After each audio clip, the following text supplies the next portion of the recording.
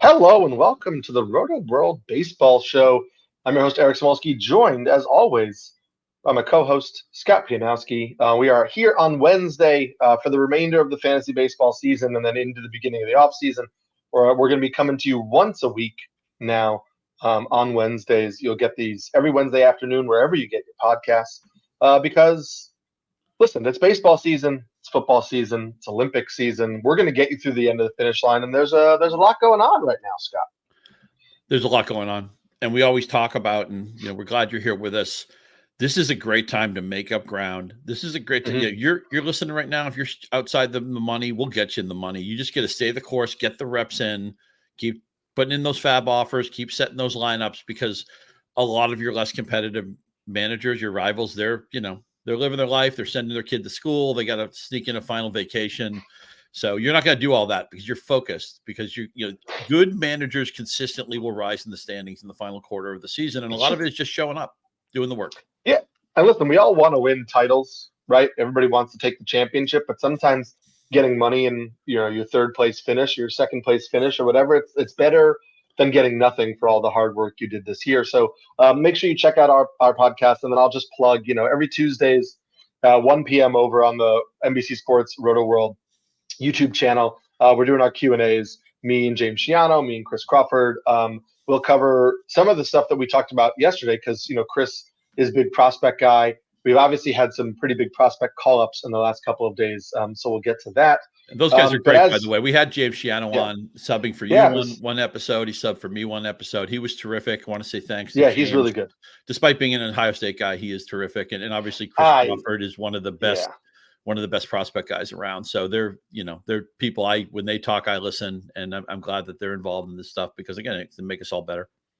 Yeah, it's a real knock on James that he's an Ohio State fan, but he makes up for it in other places. So that's important. You alluded to what we're going to talk about in the majority of the episode at the start when you talked about working your way up the standings. We are going to talk about how to work your way up the standings in this point in the season, final 6-ish weeks of the year, and some players that can maybe help you get there once you've identified where you need to go.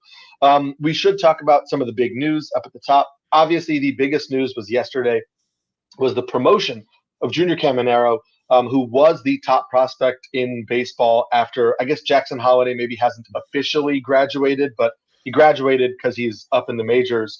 And so Caminero was the top guy, and now he's up in the majors for, we assume, the remainder of the regular season because the Rays are not contending, and they called him up to likely be the everyday third baseman. What is your take on what fantasy managers should expect from Junior Caminero for this year redraft leagues?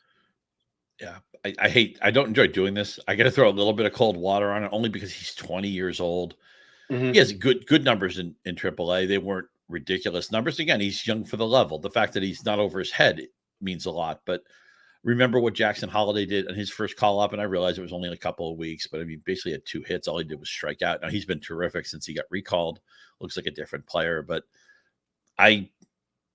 this is one of these things where you can still trade, and you had Caminero in a non-keeper league. I would take the temperature of the rest of the room and see if anybody wanted to make a grandfather offer, because a lot of times people are like, oh, great, this is the top prospect still in the minor leagues. He's going to be great right away. And sometimes, Mike Trout wasn't great right away. We talked about Holiday wasn't great right away. It's different for everybody how they adjust. And even a quote-unquote regular in the Tampa Bay lineup, because they love to fiddle with that lineup card, I would expect there's just going to be days, even if Caminero is hitting, there's going to be days he just doesn't play because their ethos seems to be different lineup card every day. So he's going to be great. He's going to be great and probably great soon. I'd love to draft him next year if he's not ridiculously priced, but I just try to keep at least 1 foot on the ground when these guys come up, especially when it's at such a young age.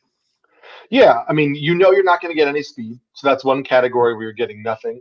The batting average should probably be fine, but not his peak yet because, as you mentioned, he's 20. He's probably going to hit in the bottom third of the lineup, so that will have an impact on counting stats. The power is real, but who knows how that carries over right away. We saw like James Wood has huge power. He has 3 home runs so far for the Nationals. We thought it would be a little bit more. It sometimes takes a little bit of time to adjust. One of the kind of like questions that Chris Crawford yesterday on the Q&A and I posed to each other, and I want to get your take on this. I think it's a good barometer for how we feel about Junior Caminero. There are 2 third basemen that were heavily rostered who have cooled of late.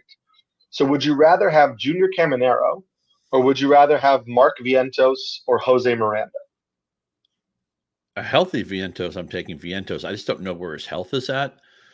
It's a 50-50 call with Miranda. Also, keep in mind with Caminero, he's stepping into a Tampa Bay offense that's 28th in the majors in runs per game. So he's not getting, and there's no buoyancy here, right? Even if he bats in the bottom third of the lineup, maybe he shouldn't, but it's not like he's stepping into a plus lineup that's going to insulate him a little bit. A healthy Vientos is certainly my preference. I don't know where he's at with that right now, and I might have to cut him in a league when I make some bids tonight. I don't want to do that. Vientos has been one of my favorite players, but I think you're asking the right questions. That's the tier. That's what I'm considering here. That's the neighborhood that I'm initially putting Caminero in for my rest of season expectation. Yeah, and I should say he hit 5th in his debut. That was against a left-handed pitcher. So I'd be curious against a righty where they stack the lineup. You would assume Josh Lowe, who hit 7th against a lefty, would move up above Caminero against a righty. So maybe Caminero hit 6th or 7th against righties, something to keep in mind. This should push Jose Caballero back to kind of like a super utility role. He had been starting pretty regularly at third base before Caminero came up. So, you'll get Caballero trading off of Taylor Walls and things like that along the infield. By the way, a very righty, you mentioned moved up against the lefty. For the next 2 weeks, I see just one lefty on the docket, Clayton Kershaw next week, but there's like 12 right-handed pitchers. So we're going to find out right away how they feel about him against right-handed pitching, because that's all he's going to see for like the next week and a half. That's good to get a pulse of. The other biggest news was Jazz Chisholm landing on the IL. We talked about how Jazz was one of the big winners at the trade deadline coming to the Yankees, not only because of the team upgrade and the ballpark upgrade, but he hit the ground running and seemed primed for a really strong end of the season. As of now, middle of Wednesday afternoon, we know he's on the IL with the UCL injury. We do not yet know the full extent of the injury. The Yankees have not decided yet on if it will require surgery or not. I guess if it does require surgery, there's a chance that it could be season ending. All of that is super speculative right now because there hasn't been any indication of the extent of the injury. So you're rostering him, you're not dropping him, you're moving him to the IL if you can, you're stashing him on your bench if you can, or if you can't move him to the IL until we get more news.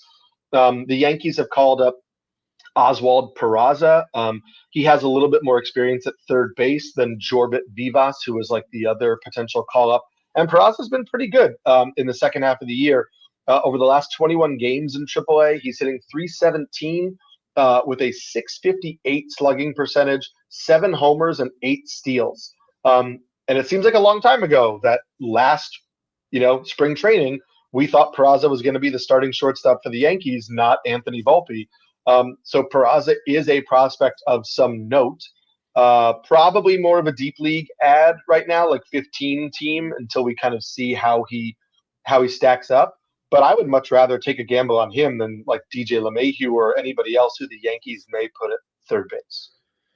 I mean, we just go back to the same conversation we always have about the Yankees. They have 2 absolute overlords in Judge and Soto. Soto coming off that 3 home run game. Judge right there with Bobby Witt for AL MVP favorite, although maybe Soto can even get into that mix at some point. And then it's what else do they have, right? Wells has been okay. Stanton's been above league average, but you never know how long he's going to be healthy. Volpe's been in a huge slump. Alex Verdugo is never as interesting up close as he is far away. I mean, they may need it. I'm always shocked at like what the player they need to bat 5th or 6th in this lineup. And Chisholm comes over. He's rejuvenated. He's playing great. This is just a horrible timing for the Yankees. But I'm with you, Peraza. You can squint and see some upside. He brings category juice. What's he got? 11 home runs and 18 steals in the minors. So hopefully some of that will translate. And in a deeper mixed league, you might have to go diving for a guy like that. Yeah, and they should just call up Jason Dominguez and put him in left field over Alex Verdugo at this point. It's just, I think it's a little ridiculous that they haven't, but what are you going to do? We will talk about Alex Verdugo later because his lineup spot has been helping him. And we'll get to one of the categories that he's been solid in at least. On Monday, we saw Joe Musgrove back. And Joe Musgrove was somebody who I was, in on as a fringe top 20 pitcher coming into the year. He never looked fully healthy at the start of the year, landed on the IL. The good thing about when he came back, the fastball velocity was up a little bit. It was up a little bit. Actually, that's not true. It was up a little bit in the minors. He was throwing 94 in the minors. He sat 92.3 in the opener, which, was fine, but not great. I did like that we saw full 6 pitches from Musgrove in his first start against the Pirates. He looked a little bit crisper than he did early on. And I think, he may not wind up being like a top 15, top 20 pitcher the rest of the way, but Joe Musgrove, relatively healthy with 6 pitches as a kitchen sink guy, I think will be somebody you can count on in most leagues. Since being freed from the Pirates, he has been basically a top 25 pitcher almost all the time. I don't have any reason to believe that he can't, be a top 30 starting pitcher from here on out. I say that out loud, and then I think, I don't know that I want to start him in Coors this week because I'd like to see him get another start under his belt. Mm-hmm. But I felt pretty good about what I saw from Musgrove in his first start back. Yeah, you may have liked it more than I did. Just the one strikeout, and that isn't always. We have better stats now or more context about a pitcher's ability to hit his spots or miss bats and stuff like that. So maybe he was unlucky with that. I would have thought he was a borderline start with an average matchup, but with Colorado, you just can't pitch him in that next turn. I think he has the Mets after that. And as you said, Musgrove, his San Diego career has been, he's one of my favorite players because I feel like he's extremely projectable. He's always going to have around that same ERA, around that same whip that's playable. He's like a starting pitcher 3 or 4 in a mixed league. And he's good enough that you feel confident selecting him, but he's not so buzzy that you have to elbow people out of the way. I mean, he's the type of player I love the draft. And then what he's done this year, 11 starts, his ERA is over 5. The component stats suggest that's actually a true ERA. His whip is ugly. I feel like I need to see something. You're not going to pitch him against Colorado. I need to see something against the Mets before I'm going to trust him. And I don't know. I think you're more optimistic about the rest of the season than I am. Now he's only 31 years old, so it should be all things go for next year. But I need a prove it start before he gets back into any of my mixed league lineups. And that could be my preseason bias being baked in. I mean, I also see he didn't give up like any hard contact, 28% ICR, which is ideal contact rate, which is a pitcherless stat that I like because it takes into account barrels, but also hard hit ground balls. So it's like it's all hard hit contact basically, right? So, hard ground balls often lead to hits. So you're not just looking at barrels and saying, oh, he gave up a lot of barrels, right? You're saying how hard was the contact against him? 28% is really low. So, and he was all over the strike zone, almost a 70% strike rate in the start. So even if he wasn't getting whiffs, I feel good about how often he was in the strike zone and how much he kept the Pirates off the good part of the bat. And so maybe that's something to build on in subsequent starts, and something that we've seen guys like Chris Bassett without overpowering stuff, but with 6 pitches do, and also Joe Musgrove do in years past. So I think that's what you're hoping for. You're not going to get Joe Musgrove. I'm not anticipating getting Joe Musgrove and getting 7-8 strikeouts a game from here on out. I'm anticipating hopefully getting 4 or 5 strikeouts to go along with, solid ratios, and hopefully some wins on a Padres team, that's, surging right now. The NL West, by the way, a reasonable chance at 4 playoff teams. Wouldn't that be a great super story? Interesting. Yeah, super interesting. And it's fun. Like we said, it was going to be the Dodgers, and they tied for the best record in baseball, even though it seems like all things have gone wrong for them. But Diamondbacks surging, Padres surging. It's fun to watch. Giants are still alive. They're still alive. They're an interesting team too. There's always something interesting. They always seem to find guys. The Rays are a little bit like this. The Cardinals, 5 or 10 years ago, they'd find guys and keep them. Now it feels like they find guys, they trade them to somebody else, and they end up doing it. But there's certain teams that have a knack for getting, Fitzgerald. Who had any idea this guy was exactly this good? I missed out on him in a couple of leagues and thought, okay, no big deal. And then I didn't realize I missed out on only peak Alex Rodriguez. I mean, he's been so good. They had a closer change recently. Rodriguez, with great steals too. We'll talk about somebody on the Giants later who I think could be an interesting pickup. Real quick, I just wanted to keep the pitcher going. We did see Matthew Boyd yesterday in the season debut. 5 1/3 innings for Boyd in his debut with the Guardians. Was a pretty good start against, a solid but not great Cubs lineup. But he allowed only 3 hits, 1 earned run, 6 strikeouts, no walks. He did get 12 whiffs and had an almost 39% CSW. Fastball velocity was good. It was almost up a mile per hour from the last time we saw him. Really kind of leaned in on that changeup. Slider got a lot of whiffs. I think we've seen Matthew Boyd be a solid starting pitcher in the past. He still gets, the AL Central, which should be some favorable matchups. And I think you're going to see Matthew Boyd be a solid starting pitcher again.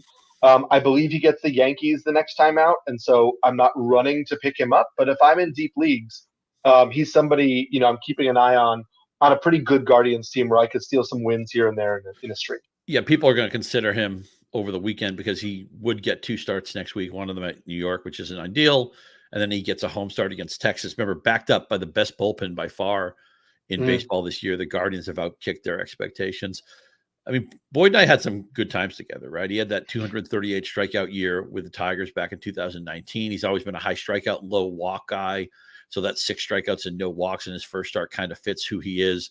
Can be a little homer happy. He led the American League in home runs allowed back-to-back years in 2019, 2020, and he had some injury problems. I always felt like he was on the cusp of breaking out and being a really, really good pitcher. That year he struck out 238, his ERA was still in the mid-4s because he's got a little bit of that. Maybe he's too around the plate, right? Maybe he'd be better off. He's a little bit wild, or, he worked outside the zone a little bit more. But I'm interested in mostly because I think there's a little bit of strikeout upside here, and he's tied to good defense, really good bullpen, winning team. So he could be somebody you pick your spot. Next week, you have to decide, am I willing to absorb that Yankee start for 2 starts?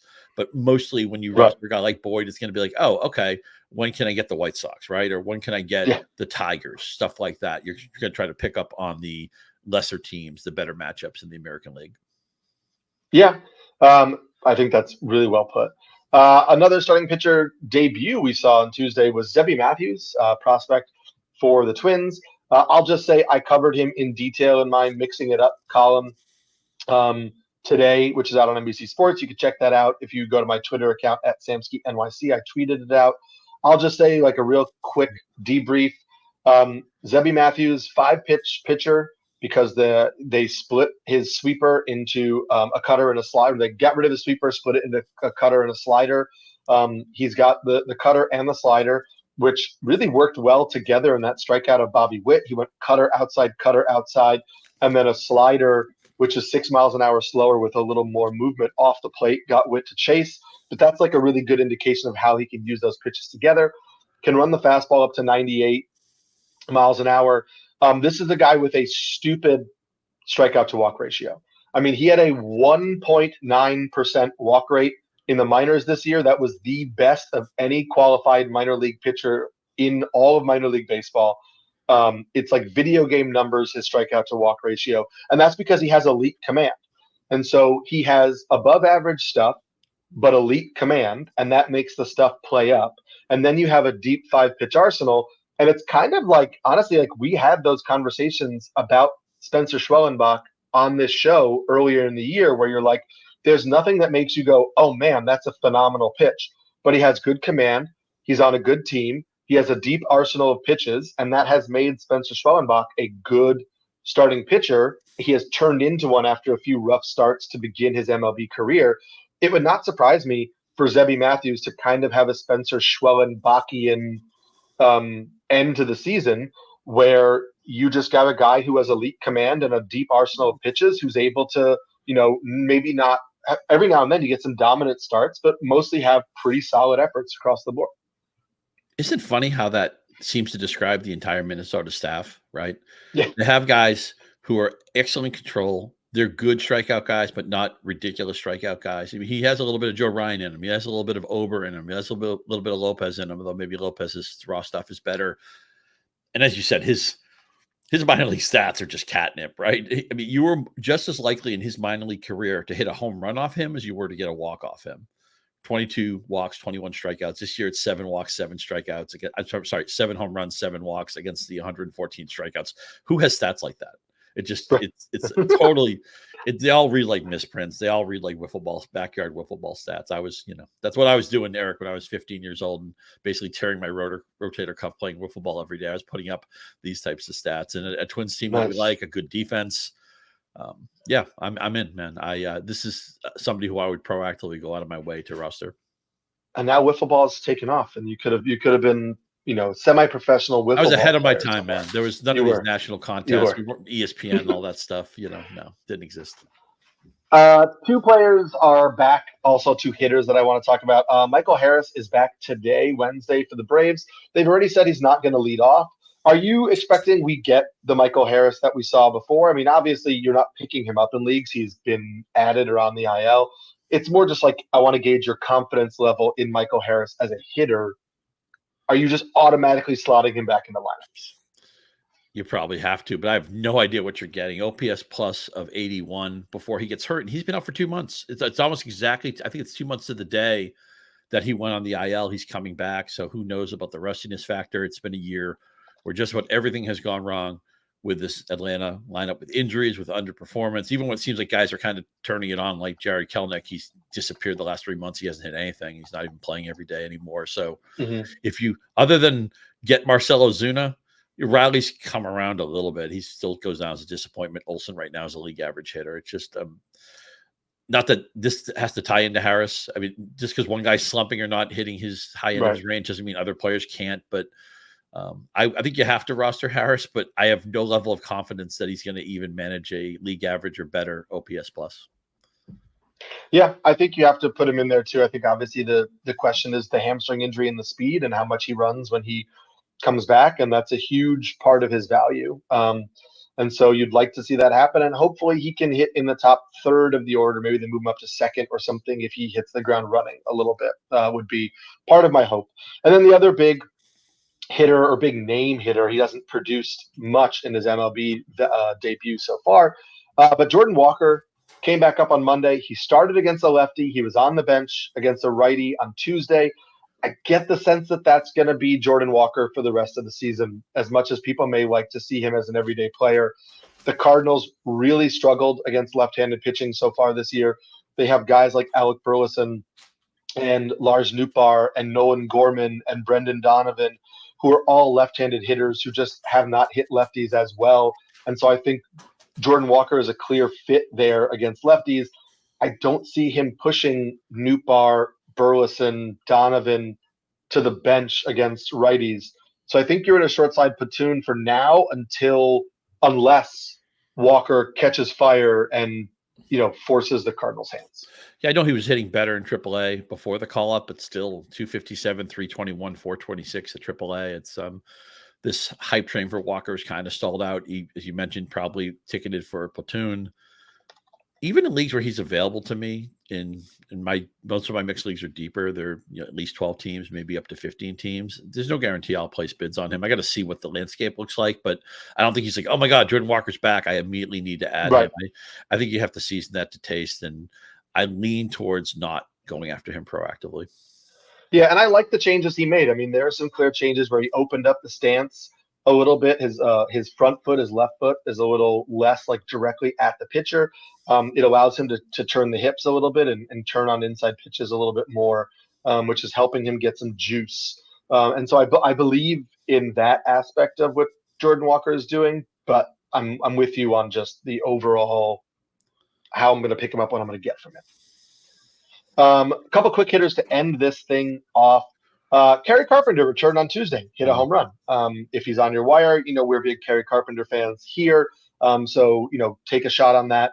We got Riley Green starting a rehab assignment, so he should be coming back soon. Walker Buehler is set to be back on Thursday in the major leagues. Yoshinobu Yamamoto is facing live hitters on Friday as he begins his climb back to the major leagues. He was dropped in a lot of NFBC formats, Yamamoto, because we didn't know how long he'd be out for. Obviously, facing live hitters then means rehab. It means he might not be back until the start of September, but he is coming back if you had a spot to stash. Ryan Pepio is going to be back on Friday. Chris Bryant back on the IL. And Jordan Beck was recalled. Jordan Beck, I believe, was Chris Crawford's number 3rd ranked prospect to stash in this week's column. Beck has some power, plays in Coors. We don't know what type of role that's going to be, but is somebody to watch. Smaller name, Andres Chaparro was called up in Washington. Chaparro was somebody I wrote about in my Mining the Minors column about a month ago, where I looked at minor league leaders. He was with the Diamondbacks back then before getting traded for Dylan Floro. This is a guy who hit 328 with a 977 OPS and 23 home runs in AAA this year. He's got some pop in his bat. He figures to play every day for the Nationals while they figure out if he can be a regular player for them next year. Also, just a cool story because he was signed by the Yankees when he was 17 years old. So he has been in the minor leagues for 8 years, despite only being 25 years old. He's played, I believe, like 630 minor league games, and he finally was able to make his MLB debut, where he doubled 3 times in his MLB debut. So Chaparro, somebody for deeper formats. And then Will Wagner, Billy Wagner's son, who was part of the Yusei Kikuchi trade to Toronto, was called up by the Blue Jays. And he's been playing every day at second base so far. He's got a little bit of like Spencer Horwitz to him, where the batting average looks really legit. There's not a lot of speed. There's not a lot of power. So it's going to depend on, can he get enough counting stats in the Blue Jays lineup? But if you're in deeper leagues and you need batting average, Will Wagner is somebody to keep an eye on. And I should just note also Eric Sogard, Nick Sogard. Sorry, Eric Sogard is the former MLB veteran who's actually Nick Sogard's cousin. But Nick Sogard, the Red Sox prospect, is up and starting every day for the Red Sox, hitting 278 in 10 games, does have 2 steals. Who knows how long the leash is, but he did a little bit of everything in AAA this year. Not a lot of anything, but if you're in AL only formats or super deep formats, maybe you could get something from him. It's been a long time since I've thought about Eric Sogard. I just want to mention a couple of things from the Tigers Seattle game on Tuesday. First of all, Kerry Carpenter hit 2 home runs. Frustrating player for me because he was in a platoon before he got hurt. I'd love to see him just play all the time, and I hope at some point they consider doing that. And a quirk in that game, so George Kirby lit up for 11 runs. Yeah. Okay, now I looked at that box score in the middle of the game, and I saw a couple of 11s, 11 runs, 11 earned runs. I looked at the box score today. I see 11 runs, 6 earned runs. So I think somebody mercifully changed a hit to an error late last night and spared Kirby. So if you went to bed thinking, oh my God, Kirby just ruined my season, no, he tarnished it. He left a scar. But at least it's 6 earned runs sounds a lot better than 11. Obviously, George Kirby's a good pitcher, and you don't want to read too much into that. But at least you just saved 5 earned runs in the overnight.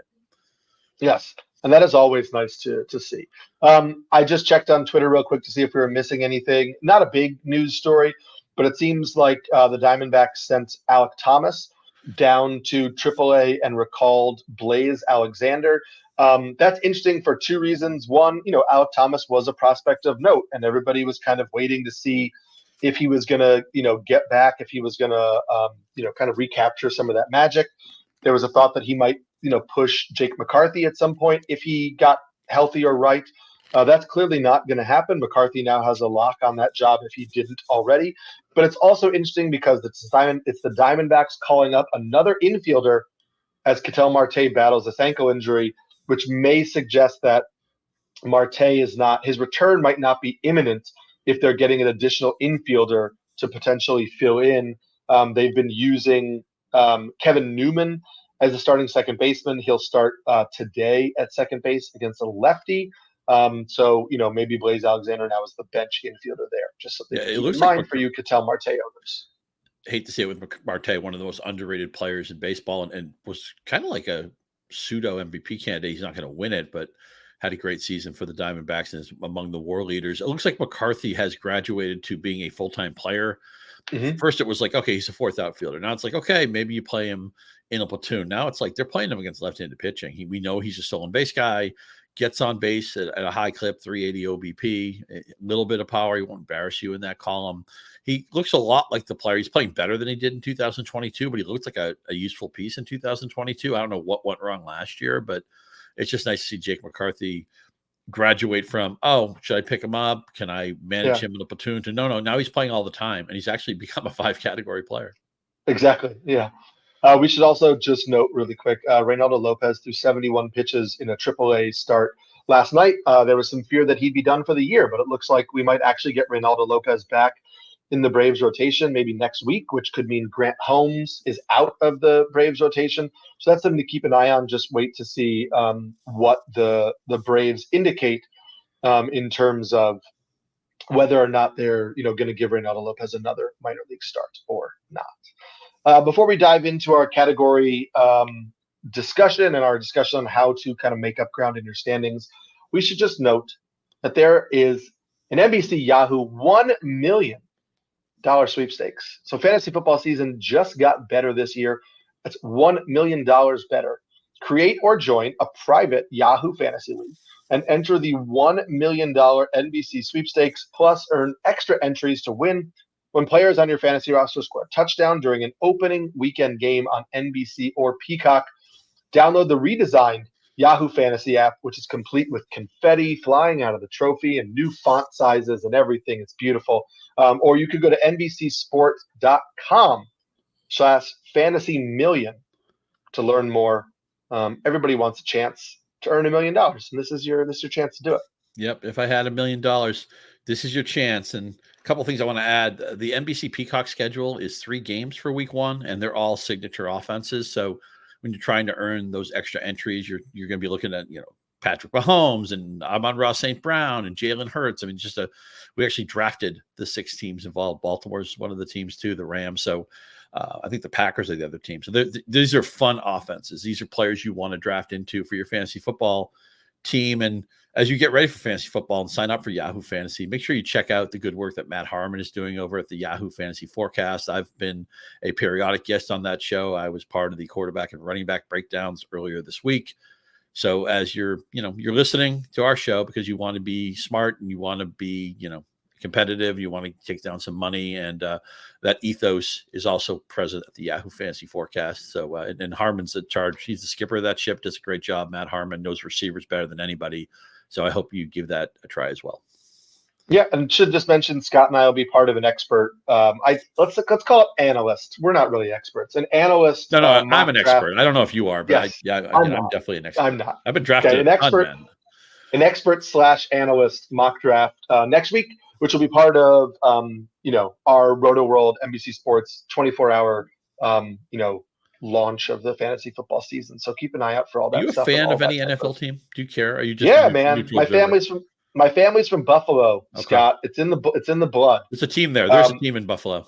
It's been real tough. I was old enough as a child to go to the last Super Bowl, where they were up at the half against the Cowboys and then got shut out in the second half. Yeah. And that my dad and I went to that in Atlanta. That was tough. And then watched the Music City forward lateral at home with a bunch of people. What you get for benching Doug Flutie, man. That was karma. Doug Flutie did nothing to lose his job. They thought Rob Johnson was the answer. I guess that's true. Spoiler, Rob Johnson was not the answer. I love the people in Buffalo. I actually do a weekly spot with, is it WJR or WGR? I always forget because one of them GR. GR. Yeah, JR is a Detroit station. I always conflate those two. But again, I'll give you a plug. I'll probably be on with them Thursday mornings this year if you want my fantasy football. Okay, I know it's a baseball show, but you said you're a Buffalo fan. What Buffalo receiver do you want to draft this year? Diggs is gone. Gabe Davis, who was kind of a hit or miss player anyway, is gone. They've added Curtis Samuel. They drafted Keon Coleman. Shakir is the only returnee who's ever caught a pass from Josh Allen. Of course, Dalton Kincaid is an emerging tight end. But of that receiver room, you're the Buffalo guy. Is there somebody who gravitates to your top of your board? Or are you just going to ignore them, or what's your take there? I actually was updating my rankings, this weekend in preparation for stuff. I have them all kind of like in the same tier and all within the same, I think it's like the same 7 or 8 receiver range. I have Samuel the top right now. Samuel has some familiarity with Joe Brady back from Carolina days. They've used him in the slot. They've lined him up in the slot. They've lined him up outside. They've lined him up at running back. I think he is going to be used in a lot of unique ways, which I think will manufacture some value. And so if you're looking also in half PPR formats where if he's in the backfield and gets a swing pass out of the backfield, those things are valuable. I'm a big Khalil Shakir fan though. It would not shock me if he leads the wide receivers in receiving. I say that because we have to account for Dalton Kincaid. But I think Dalton Kincaid is probably the leading receiver on this team, and then the other three guys are going to be, people who all have some value. I like Keon Coleman as a person and a player. I think there are some things that he needs to get better at in his route tree, in the way he separates. And I think he'll be a good goal line, red zone target early on, but he may not pop as like a wide receiver one type of player until he continues to develop as a receiver. So I think he's the third for me of those three receivers. Yeah, we're in lockstep with just about everything. That Samuel season you mentioned in Carolina, who's wide receiver 25.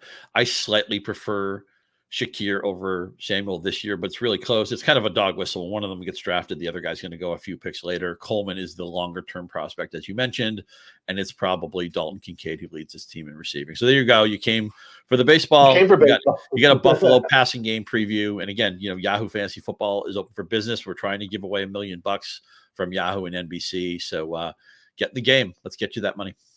Let's do it. Let's get people money also by talking about how to win your fantasy baseball league at this point in the season. So, Scott, it is August 14th.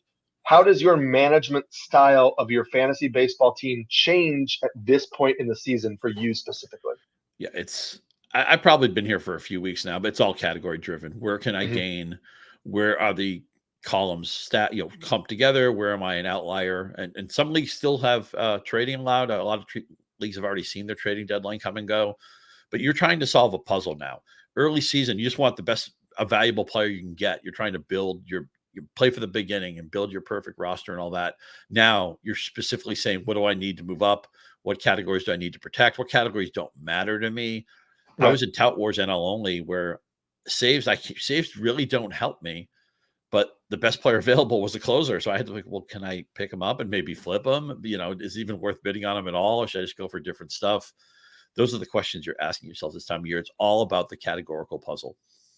Yeah, I go in and I actually do like an accounting in all my leagues.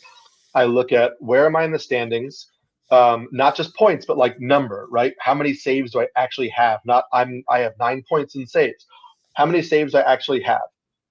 Logically, how many points could I stand to gain in a realistic outcome? How many can I stand to lose?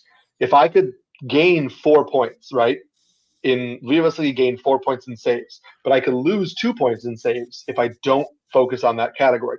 To me, that's a 6-point swing. So saves is a 6-point category for me now. And I do that with all of my categories, and I start to see what are the categories that really matter to me down the stretch. I like using the swing because I have in the past said, oh, I can't gain any points in runs or whatever. So I'm not going to really focus on it. All the guys on my team who get runs but don't hit for power, maybe I'll like put on my bench. And then all of a sudden I'm caught my teams behind me in runs because I haven't focused enough on what's happening behind me in the standings. And I think sometimes our inclination is to look ahead of us in the standings and not behind us. Where can we still get caught?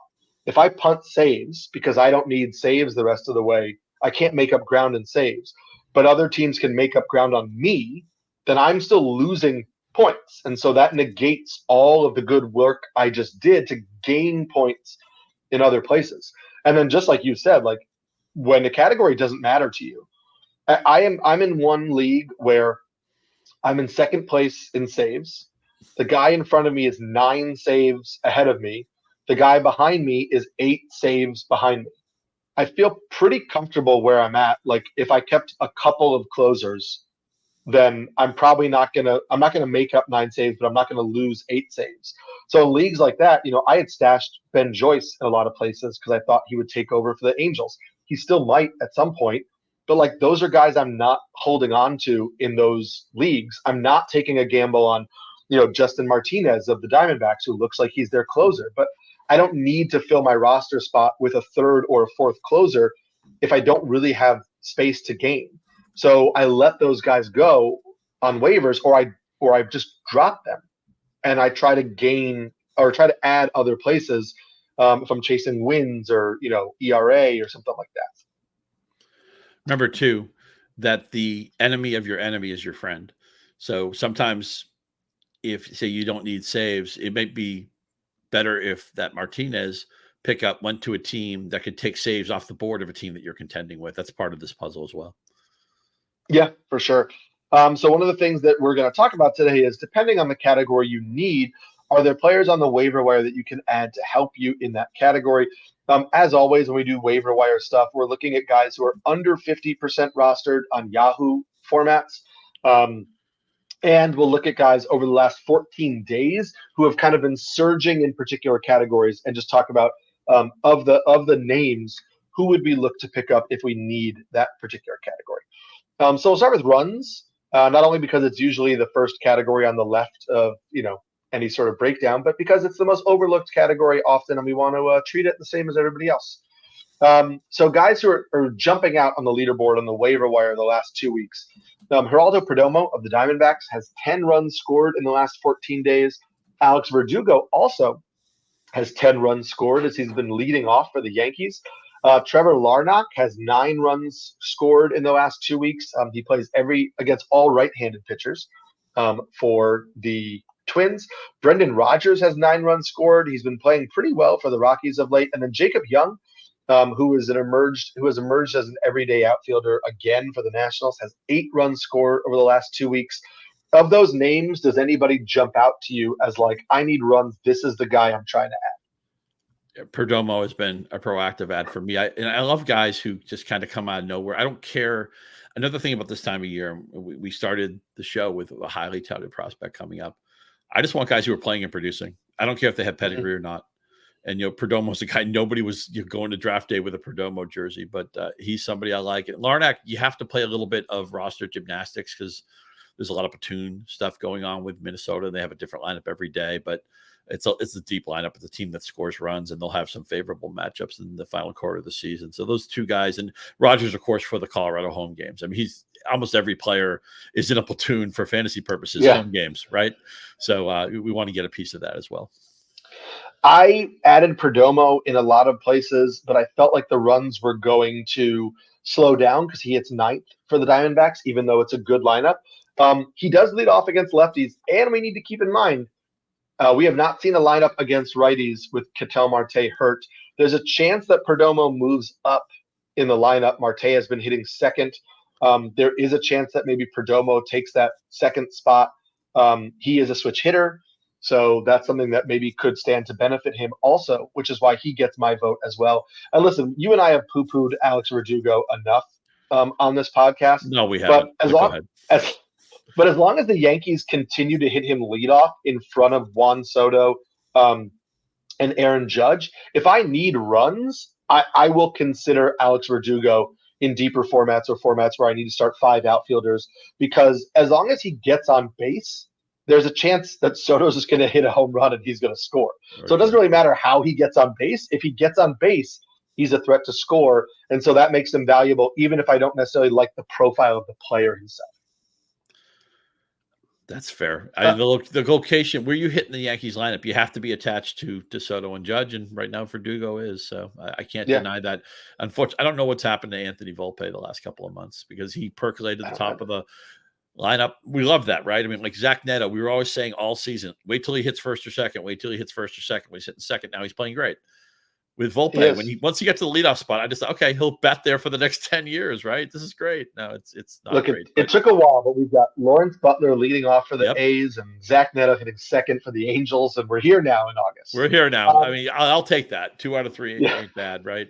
Sure. Didn't the A's lead the major leagues in runs in July? It was just crazy, right? Yeah, they've been pretty feisty since the All-Star. Kind of a fun team. Brent Rooker's a fun player. Former first-round pick, right? I like watching I'd like to see there's such a great baseball fandom in Oakland, and the people who are going to these games are going despite just the ugly situation. Mm-hmm. The park is awful. The management is awful. The direction of the team is just rudderless right now. They deserve some fun down the road. I'm glad they had that July, and I'm glad that you were big on some of these guys before the season. And we'll always have Neto for sure. So we'll always have Neto. Yeah. RBIs, another former Red Sox, surprisingly at the top of this list. Over the last 2 weeks, Andrew Benintendi has 12 RBIs That's because he also has 5 home runs, which we'll get to later. Andrew McCutchen has 10 RBIs over the last 2 weeks. Michael Conforto, 10 RBIs. Joey Bart, 10 RBIs. And Wilyer Abreu, who's still only 43% rostered in Yahoo formats, also 10 RBIs. If you were looking for RBIs specifically of this crew, who would you be trying to pick up? Yeah, Conforto, I believe in. I don't know what to do with Benintendi. His power was absolutely non-existent. And he's a guy who you could project to hit 2 to 5 home runs a year, and then he hits 5 home runs in a week. It's come completely out of nowhere. We know how awful the White Sox are. So there are leagues where he was the quote-unquote right pickup to make like the last week or two, and I just wasn't doing it anyway. I just couldn't take it at face value. He reminds me so much of Alex Gordon, who came in as a ballyhooed prospect. Gordon was more highly touted, but there was a lot of buzz for Benintendi too. Good right away. Good defender. And then in his second half of his career, it's like, what happened to this guy? This guy used to be like a borderline MVP candidate. He's going to be like an all-star for the next 7 or 8 years. And I don't know what the heck happened. I have no idea where this power came from. I think we could look at the end of the season and say, remember when Andrew Benintendi hit 5 home runs in a week and then he didn't hit any the rest of the season. I just feel like that could stop at any time. McCutchen, the RBIs are a fluke because he doesn't have a slot that's conducive to the RBIs, and I wish that was a lineup I trusted more. I do, although Joey Bart's on that team now too, and it's just nice to see him get a chance to play. I felt like he was always blocked at San Francisco and never really got a chance to settle in, and not the fear of, oh my God, if I go for 4 today, I won't play for a week, trying to hit a home run every time he goes up. I think Bart's a nice add if you need a catcher because we're still trying to fill positions as well. But Conforto, and I guess Abreu too would be the 2 guys I would be targeting. I don't know what to do with Benintendi. I just don't buy it. And maybe that's my bias, and it will come back to bite me. But I'm just overlooking it and pretending it didn't happen. Conforto and Abreu are the answers for me. Abreu is locked into pretty regular playing time, as he kind of has been when he's been healthy. But with Tyler O'Neill sidelined, and listen, Conforto hits 4th, 3rd or 4th for the Giants. He got Monday off against a lefty, but he played against the 3 lefties they faced before that, so he's not in a platoon.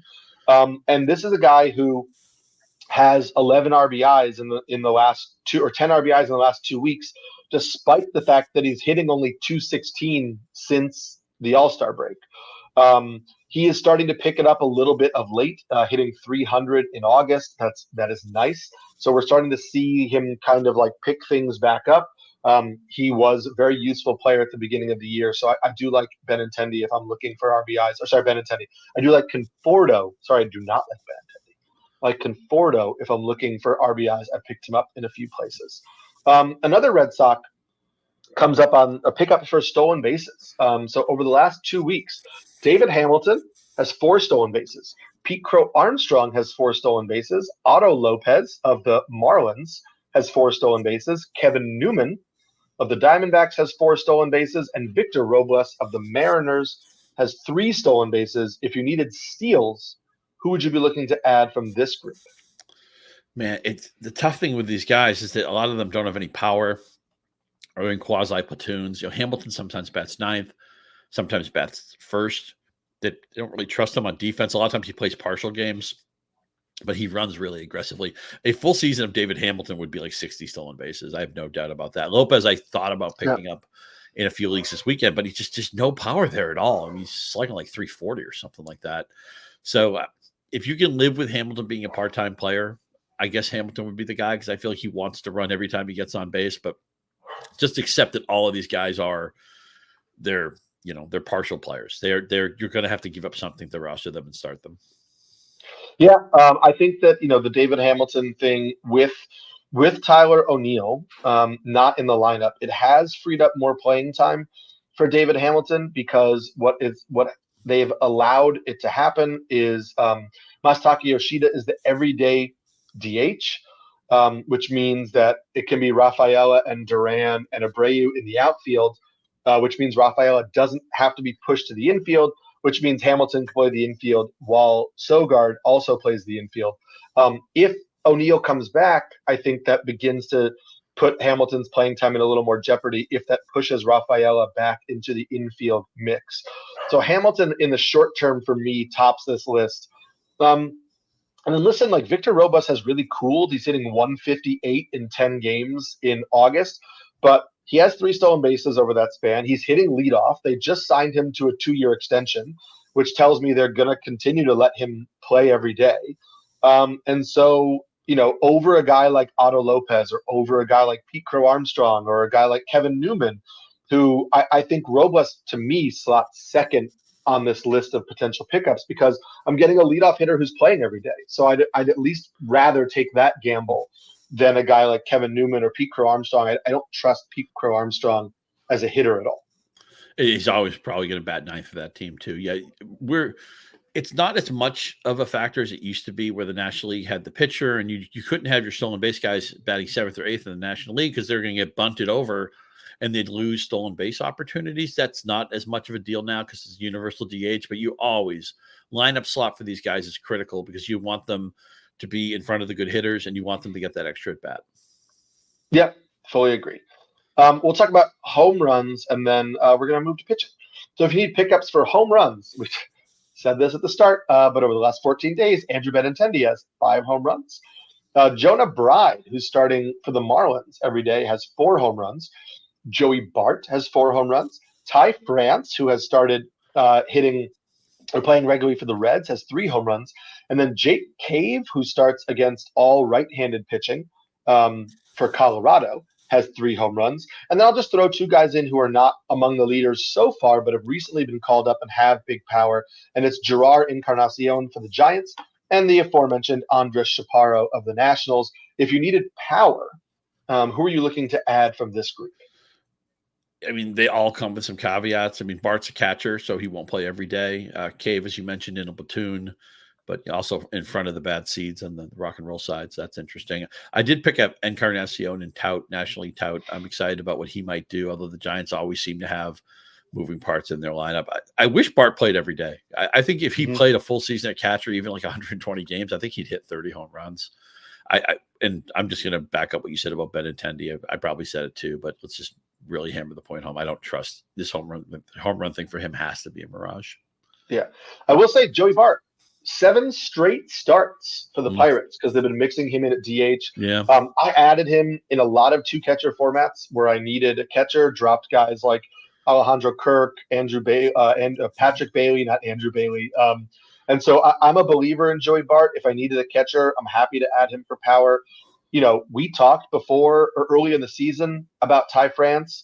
We know he went to Driveline. We tried to maximize, his power, but there were these weird aspects where like he was barreling the ball the most he ever had in his career, but he wasn't pulling the ball and had a really high ground ball rate. And so you were kind of like, well, how are you trying to maximize your power, but you're not lifting the ball and you're not pulling the ball?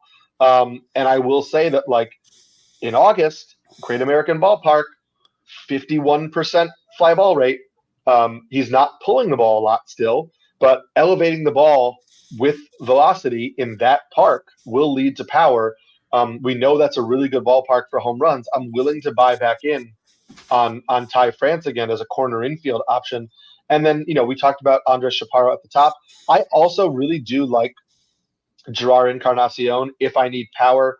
He has basically taken Jorge Soler's spot as like an everyday or maybe 85% of the playing time guy at DH and in left field.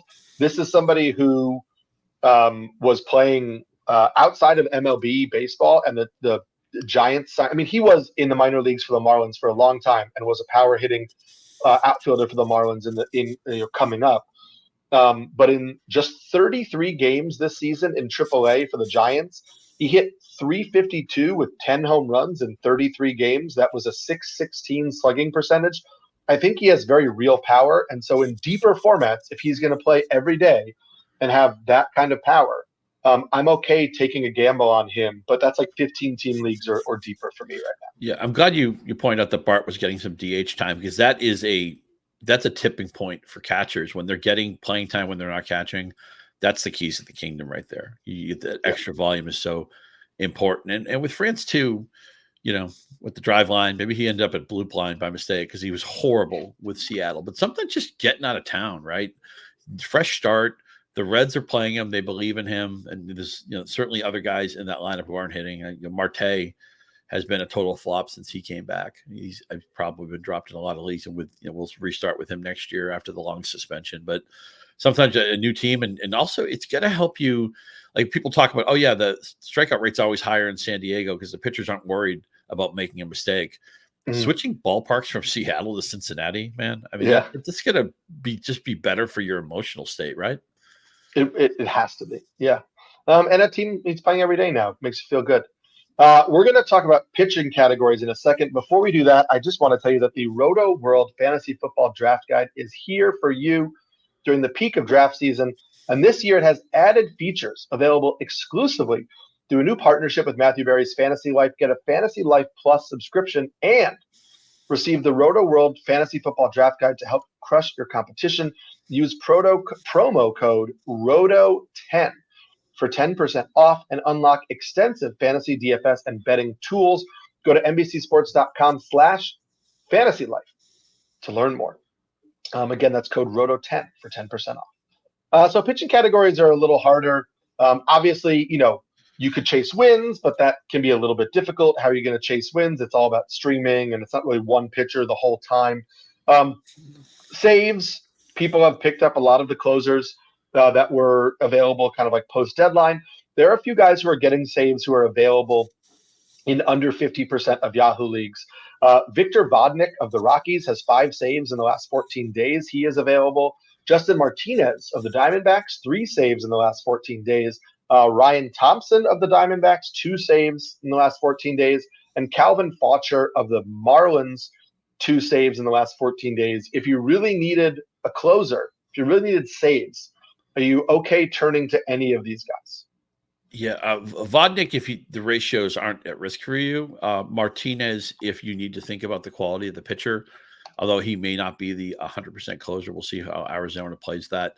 You just can't watch Vodnik. You can't watch him at all. Even on the road, I wouldn't watch him. But it comes down to how tentative are your ratios. Vodnik, if you don't care. Martinez, if you do. Yeah, I totally agree with that. I prefer Martinez because I do care about my ratios almost always, and I can never seem to trust a Rockies closer. Fair so it's going to be Martinez for me. Also, almost every year they have a different closer. Their history is that guys don't do it 2 years in a row, and there's an obvious reason why. Plus, the team isn't as good too, which has to be part of the calculus. Sure. I did also want to mention, you've been a proponent early in the year about a lot of the value of middle relievers, Reed Garrett when he was running really hot, things like that. Now we're at a point in the season where if you don't need saves, you don't necessarily need to roster a starting pitcher instead of a closer, right? Like in a league where I needed wins, I picked up Jason Adam, and I just got lucky that I picked up Jason Adam right before he won 2 games for the Padres. But if you get guys who are pitching late innings, not closing, but late innings, there's a chance that those guys pick up wins because they're in potentially tight games at the end. And so some guys I wanted to highlight, I just wanted to see if you had interest or if there are any guys that jump out for you. It is the aforementioned Jason Adam, who over the last 2 weeks has thrown 7 shutout innings and won 3 games. There's Michael Kopech, who has 6 1/3 shutout innings with 10 strikeouts since being traded to the Dodgers. There's Derek Law of the Nationals, who's thrown 11 1/3 innings out of the bullpen over the last 14 days with a 0.79 ERA. And there's Ronzi Contreras, the former starting pitching prospect who moved to the bullpen with the Angels. Over his last 6 innings, he is not allowed to run. He's got 9 strikeouts. He has a save, but he also could factor into some wins. Those are some kind of late inning guys. I would mention also Aroldis Chapman is somebody who over the last over the last 10 innings, over the last month in 10 innings, he has 3 wins, 16 strikeouts, and a 0.90 ERA. Bednar is struggling a little bit, so Chapman is interesting there. We've seen Cade Smith with the Guardians be really good all year over the last month. 14 2/3 innings, 19 strikeouts, 1.23 ERA, 2 wins. So there's some value there in these type of late inning non-closers if you want ratios and wins. For sure. And what's important for me is let's try to get the best possible team, because that's where more wins are. And we've seen in the last 5 or 10 years, the win is starting to percolate from the starting pitchers to the relief pitchers. The starters don't go as deep. Of course, that's a big part of that, but you're going to get, it's really simple. You're going to get more opportunities for wins on better teams, which is why I think Adam and Kopech at the top of this list make a lot of sense. And Cade Smith is somebody, just anybody in that Cleveland bullpen pretty much works for me. Although I am interested to see Contreras, a new role for him. I know the Angels aren't very good, but you're always looking at strikeouts and walks for these guys, and their strikeout rate should be through the roof for the most part with this type of pitcher. This is something you can fill. This is why I never, as much as people want to draft these guys in March, they just grow up. They just come out of the woodwork. They're always available. You can always get a good reliever on a good team somewhere, and I think it's one of the fantasy cheat codes in 2024.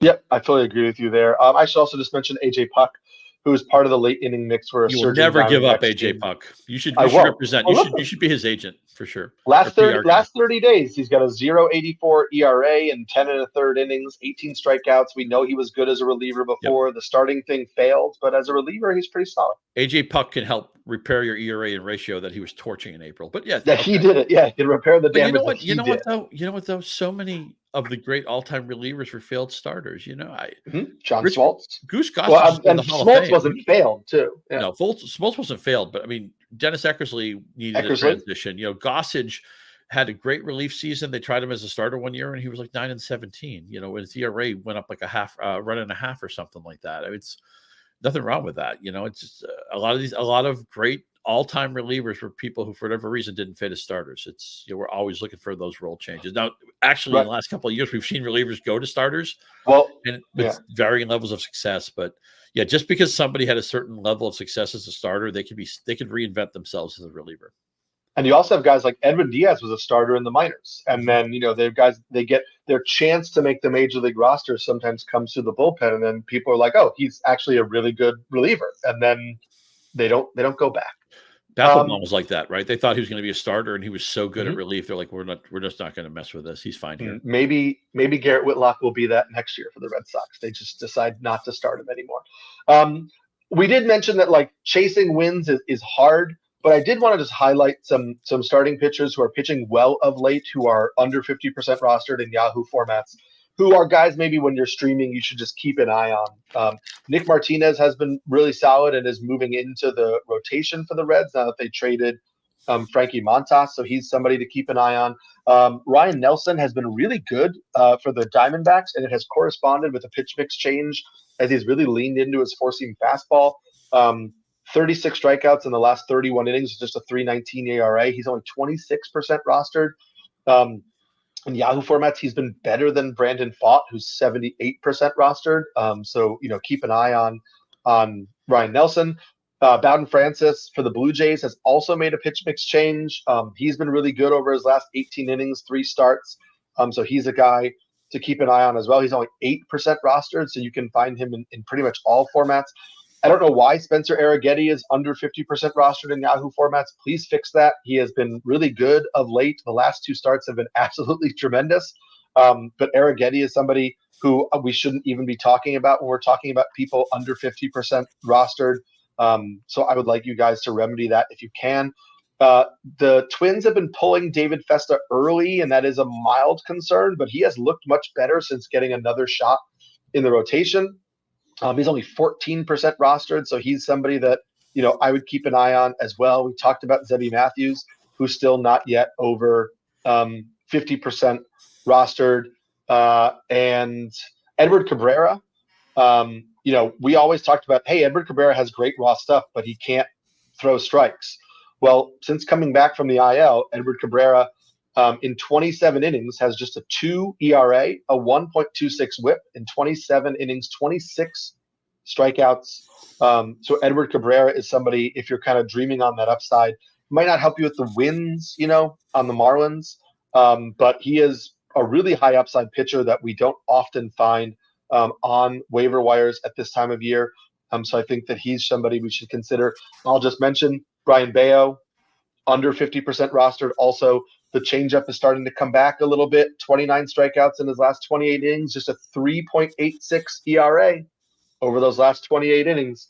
We both obviously believe in the potential of Bayo. It has not yet clicked all the pitches at the same time. But the slider has really come on, and the changeup has been his best pitch for the majority of his career. And so if those two pitches kind of come together at the same time, we could see a really nice stretch run for Brayan Bello. So I think that he should be over 50% rostered as well. And yeah, those are some pitchers to kind of consider as you're streaming. Yeah, the last week I've been adding a lot of Ryan Nelson, and I was shocked even 4 or 5 days ago that Arrighetti was so available. Was it 8, 12, and 13 strikeouts in his last 3 starts? Mm-hmm. Anytime you see a double-digit strikeout appearance, that your eyebrow should raise 2 in a row on a Houston team that's now taken over the AL West. Yeah, I got to figure some of the fatigue and some of the fantasy football is why that's under 50. It doesn't make sense, but everybody else here is more of probably readily addable in competitive leagues. And Nelson's been a guy I've been gravitating towards. And then a lot of these plays are matchup plays. You're just looking at pitchers that maybe you're just going to have for one start, and you're going to kick them to the curb no matter how they do. But that is what you talked about at the beginning, right? When there's fatigue and people aren't paying attention, for sure, you can swoop in a little bit and pick up some guys. I should also just mention, because I've been a big fan of his throughout the year, Jose Soriano on the Angels. In his last 22 and a third innings, 20 strikeouts, just a 2.01 ERA and a 1.12 WHIP. I do like Jose Soriano's pitch mix. His team is not good, and so when he starts today against who does he get? Or tomorrow? Sorry, tomorrow he gets the Braves. I'm not happy to run out and make that play, but I like Jose Soriano as kind of like a preferred streamer. Keep one other thing in mind, that streaming the rest of the season, this is more maybe of a September tip, but some of these non-contending teams, and they'll expand rosters and guys that get called up, and anybody who's a veteran who has any kind of injury, they'll probably err on the side of sitting them down. If you stream in September, you will not believe the ghost town opponents that these pitchers will draw sometimes. So it's a great strategy for September. Yeah, always keep an eye on that. We'll end with the Pirates lineup came out, and Joey Bart hitting cleanup, DHing. So Joey Bart, great 2-catcher pickup. Best player on the team. Best player on the team. We'll be back next week, talk about some more end of season stuff. If you have any ideas of things that you think you'd like to hear Scott and I talk about, some questions you have for the end of the fantasy baseball season, don't be afraid to hit us up on Twitter. I am at Samulski NYC. Scott is at Scott_Pianowski. Let us know what kind of topics you'd like us to cover, and we'll make sure we get to those. And we'll be back next week for another episode of the Rotoworld Baseball Show.